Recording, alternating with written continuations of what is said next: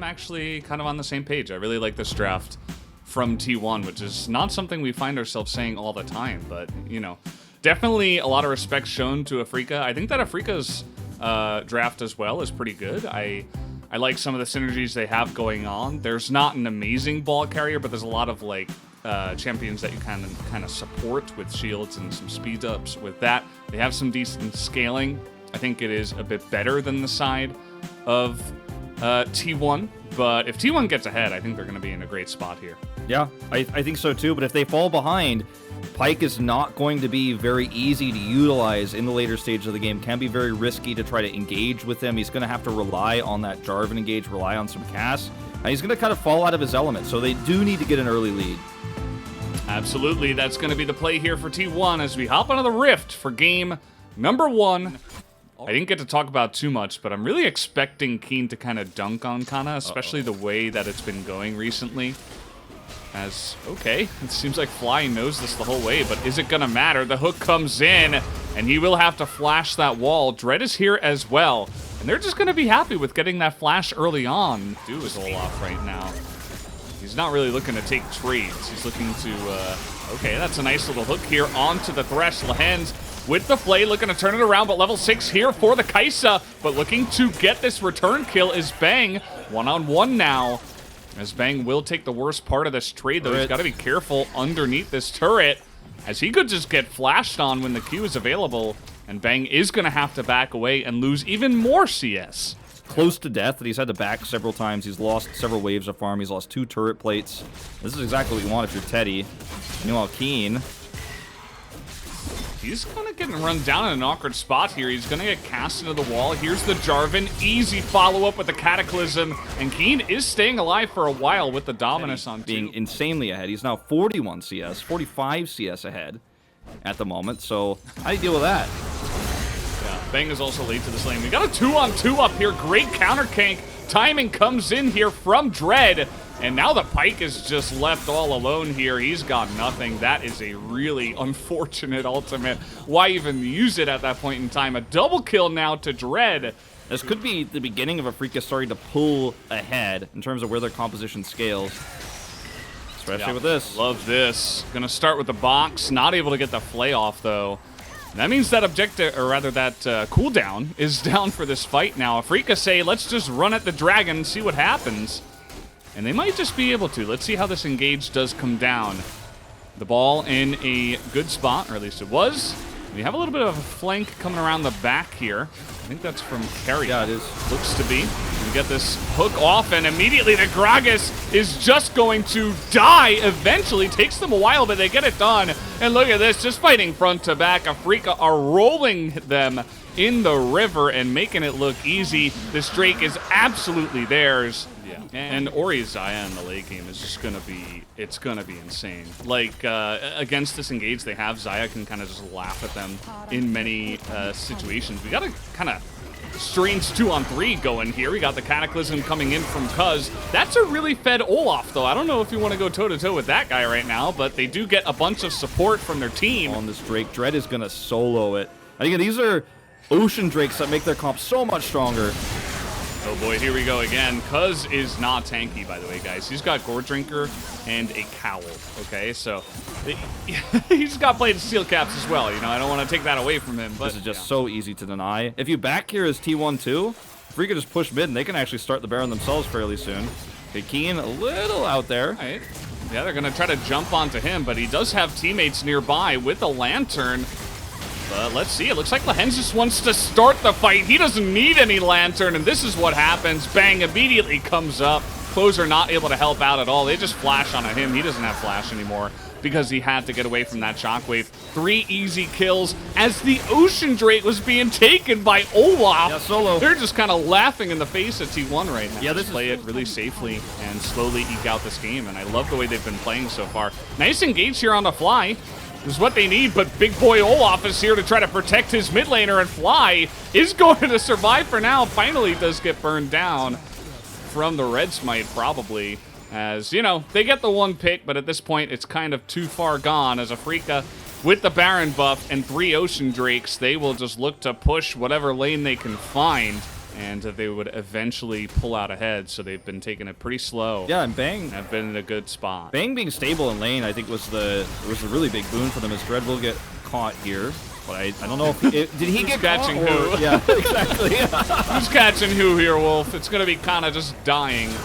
And the Thresh is just getting insane value in this game. You see they're trying to engage onto that back line. Bang still has Featherstorm. Again, who's trapped in here with who is really the question you gotta be asking. Bang doesn't even have to. Teddy, he's trying so hard. Teddy, he's trying. Yeah, he's trying. But a double kill Teleport. will go the way of the Xayah, and they are just gonna push in and end the game here at about 35 minutes. Yeah. Phenomenal Xayah performance here against his former team.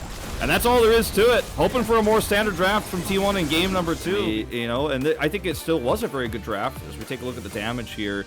I thought the draft was solid. It had a clear theme. It had a clear goal, a clear objective, right? And the theme that they built around, you know, having the Gragas just be stable in the top lane. He built tanky, control the bot side, snowball it.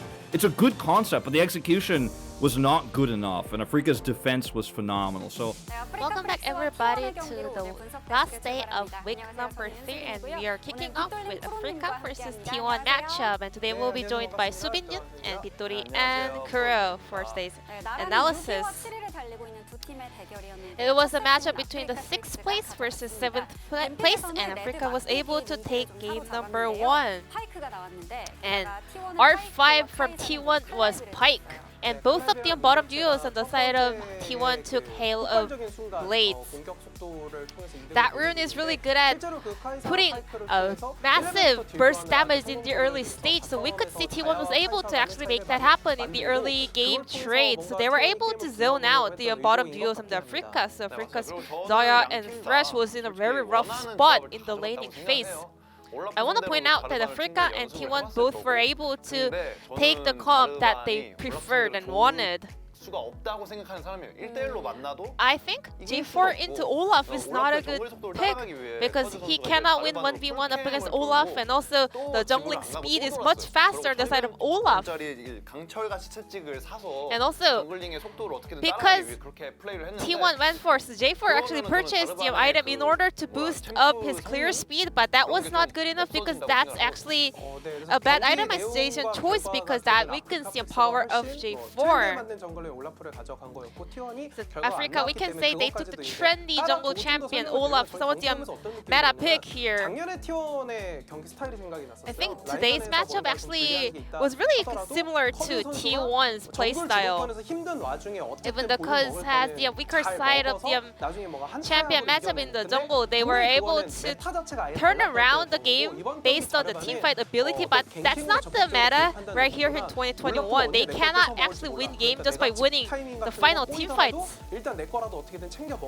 This time around, you know, in 2021, we have to kind of focus on the jungle priority, and we also have to focus on the actions around the Rift, not only the later game team fights.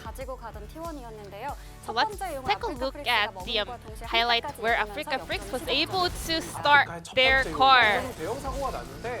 You can say this was a huge accident for T1. So Syndra actually used her Scatter the Weak, but Afrika's players were missing from the brush, but Gragas kept going forward in order to clear out the control ward.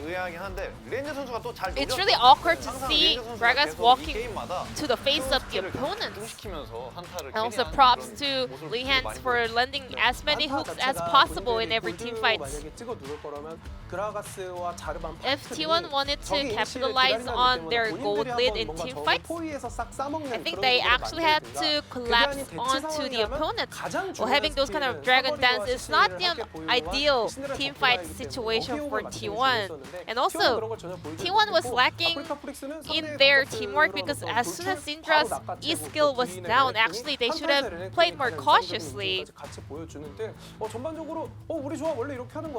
think Afrika Fricks, on the other hand, was able to kind of utilize their team comp color really well.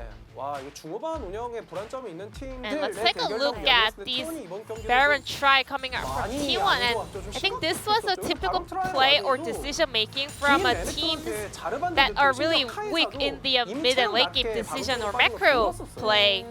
The T1 looked to try the Baron at the break time, but Renekton spotted J4, and later on they saw Kai'Sa was also really low on HP with that Baron try. But T1 was looking for some desperation kills, so they went in order to find the pick onto Renekton. However, the skills were not really landing a lot. You know, it's really hard to find the synergy between the cask and the stuns and the hook from Gragas and Pyke. So they were missing CCs for so many times. So Africa was able to actually fight back really strong and win that fight really hard. So this fight started off with T1's setup, but Africa Fricks was the one getting that win in the end. It was really impressive to see Africa playing really consistently and very stably, because even though they were a little bit behind in the early phase, they were not rushing for any objective tries. They were actually holding on for their perfect timing, and the POG goes over to Dread. In the end of the mic check, actually Dread said, "Why is my team winning without me?" And the rest of the Africa players responded, "Dread, let's go get the Drakes." But that's not true. Dread got a lot of things done outside of the objective control as well. And also, I think Olaf is a great pick for Dread. It really connects to his playstyle really well. Dread, based on his aggressive playstyle, Olaf actually boosts his performance even more. Even though he got stunned, he was taking no damage actually. And also later on, he went back in to get some kills. You know, he is going full man mode, keep diving onto the opponents. As a mid laner, Olaf and J4 are the worst champion to play up against.